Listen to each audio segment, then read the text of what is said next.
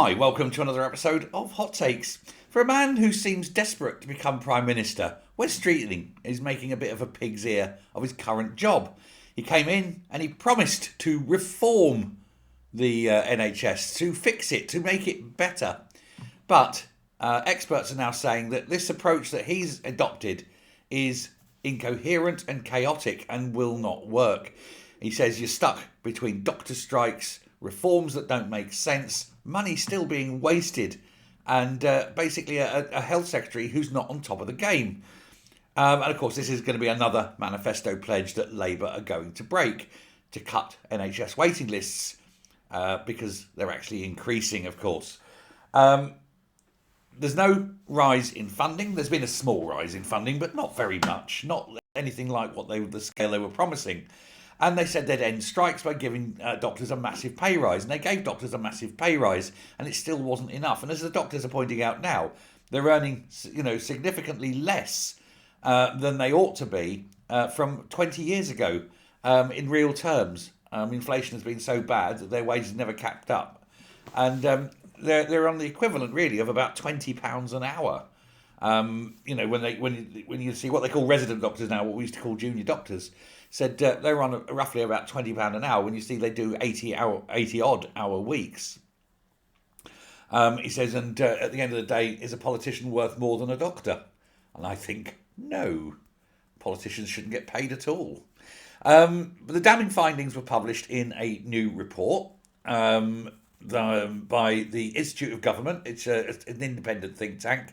And it says that it's the quote reforms and improvements that they've made have actually made it worse. They've made the problems worse. Apparently getting rid of NHS England as a quango, which still hasn't gone, has actually increased costs.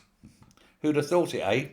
But Wes Streeting is now left with basically a disastrous legacy for a man who's so ambitious as to think he could become Prime Minister. I think he's now beyond any chance of that. I think he's so tainted with the failure of the NHS that it's sticking to him. Ministers set a target of dealing with the overwhelming majority of patients of more than 18 weeks for treatment. That's now gone up. That hasn't come down at all. It's actually increased. And they wanted cancer patients to be treated within 62 days, 2 months. That's a death sentence. It should be no more than 2 weeks between, confirmation and treatment. It's ridiculous, isn't it? But of course, they wanted to ensure that no A&E waits are more than 4 hours. Again, that number's increasing. Everything is going wrong. And half the reason, of course, is you've got too many middle managers. Yes, you do need an administration in a hospital. Of course you do. You do need those people. But not the numbers that they've got. And certainly you should not be employing people on DEIs. A whole DEI department costing millions of pounds. Get more nurses, get more doctors, get people in, through, out the other side. Better or worse, whatever their condition is, but at least they've been seen.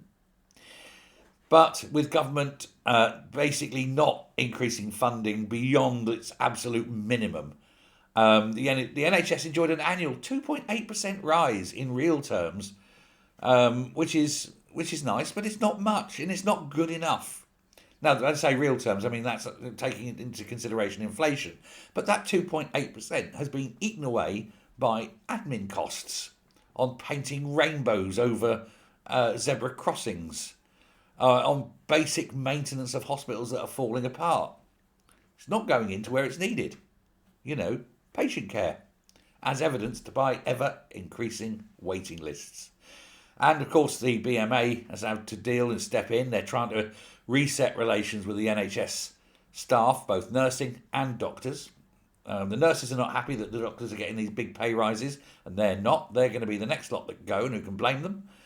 And productivity is still lower now than it was before the pandemic. So, yay. This is Labour for you. 18 months of Labour, and things are getting worse. And Wes Streeting thinks he's going to be Prime Minister one day. Interesting. Thanks a lot.